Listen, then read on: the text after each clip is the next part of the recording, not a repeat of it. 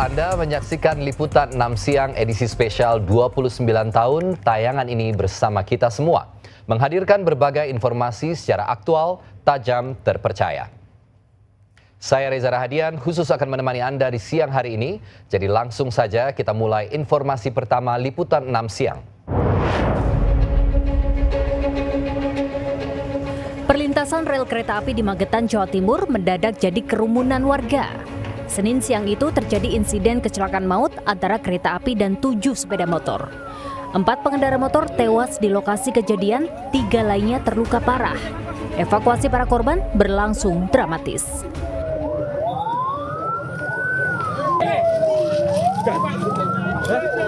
Belum diketahui pasti penyebab kecelakaan, tapi muncul dugaan kelalaian petugas jaga yang terlalu cepat membuka palang pintu. Setelah kereta Mata Remaja melintas, petugas langsung membuka palang pintu. Namun ternyata masih ada kereta Malioboro Express yang juga akan lewat. Palang perlintasan sudah tertutup. Kemudian oleh petugas perlintasan kereta api itu ketika kereta sesaat setelah melintas dibuka, kendaraan-kendaraan yang sudah menunggu tadi, 7 buah kendaraan roda 2 itu melintas. Ternyata ada kendaraan ada kereta lagi yang melintas dari arah Yogyakarta yang menuju ke arah Madiun, yaitu Malioboro Express. Dan ini terjadilah kecelakaan lalu lintas ini. Untuk memastikan penyebab kecelakaan, polisi tengah memeriksa sejumlah saksi termasuk penjaga palang pintu. Dirgo Suyono melaporkan dari Magetan, Jawa Timur. Sering merasakan ini, cerah, panas, terik di pagi hari, lalu kemudian hujan deras bahkan disertai angin kencang sore hingga malam. BMKG menyatakan kondisi ini bagian dari masa transisi musim kemarau ke musim hujan. Nah, pertanyaannya, sampai kapan perubahan cuaca ekstrim ini terjadi?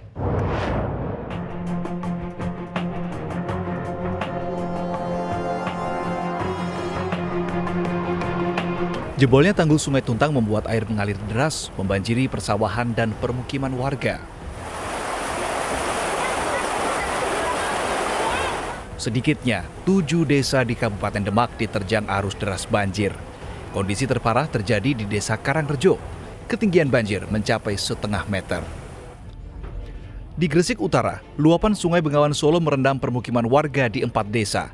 Rumah, sekolah, fasilitas umum rata terendam dengan ketinggian banjir di titik tertinggi mencapai 1 meter. Akses terputus. Meski demikian, sebagian besar warga masih enggan mengungsi dan memilih dievakuasi ke rumah kerabatnya. Masya Allah.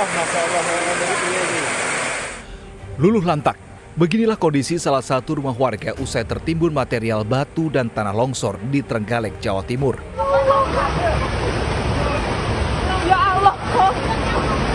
Kepanikan melanda. 3 rumah tertimbun, 7 lainnya mengalami rusak berat.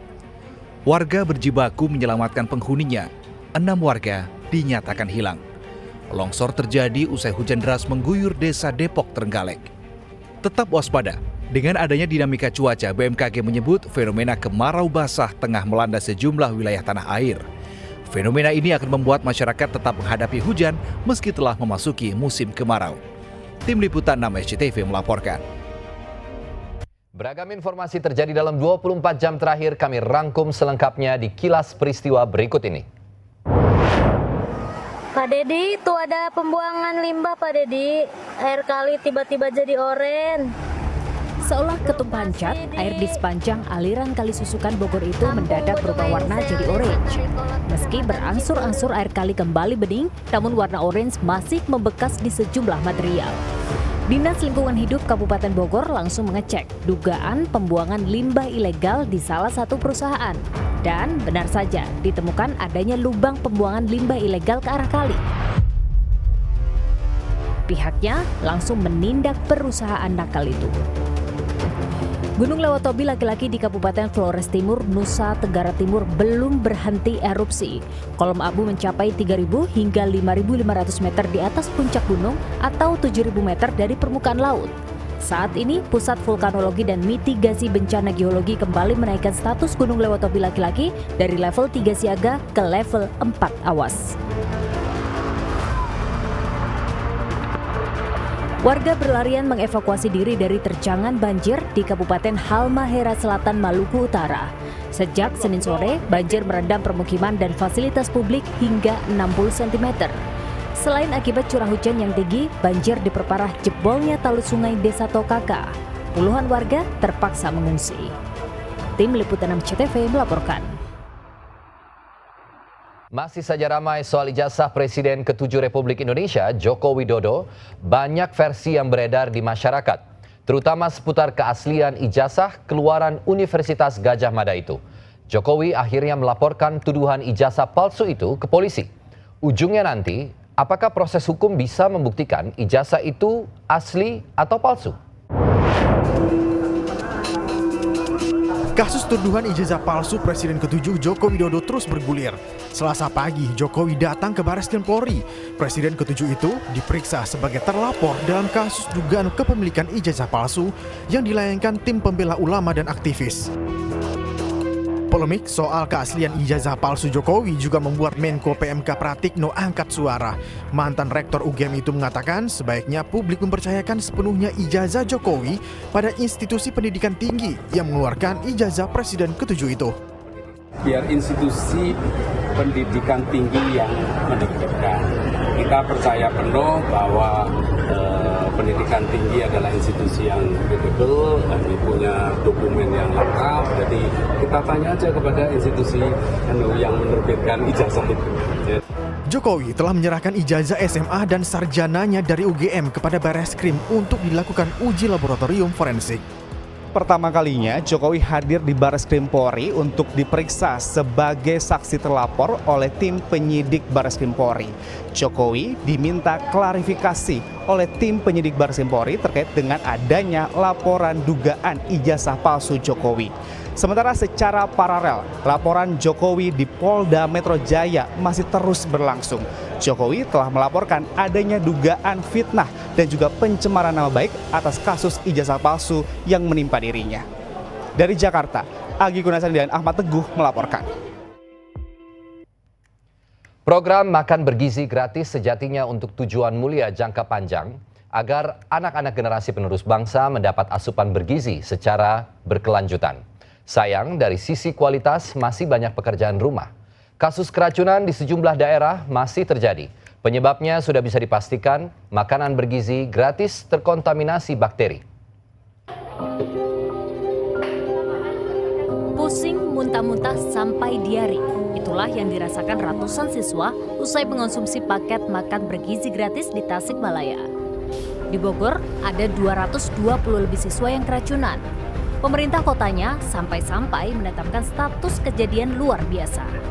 Kepala Badan Gizi Nasional menyebut ratusan siswa di Bogor mengalami keracunan karena paket makan bergizi gratis terkontaminasi 2 jenis bakteri, Salmonella dan E. coli. Penyebabnya ini sudah keluar dari lab bahwa ada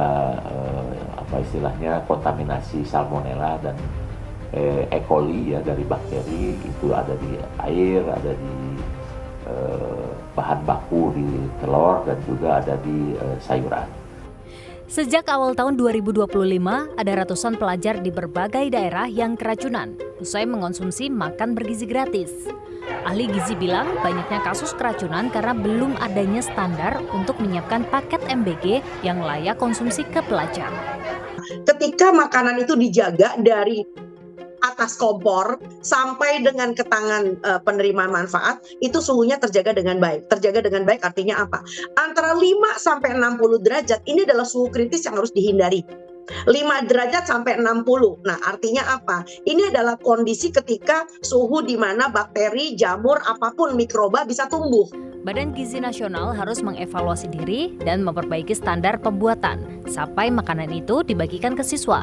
Satu siswa yang keracunan sudah menunjukkan tata kelola yang buruk, apalagi jumlahnya sampai ratusan siswa. Tim Liputan CTV melaporkan. Saya kembalikan dulu Liputan 6 siang spesial bersama presenter aslinya, Reno Reksa. Namun saya tetap masih di sini untuk mengantarkan informasi lain. Silakan, Ren.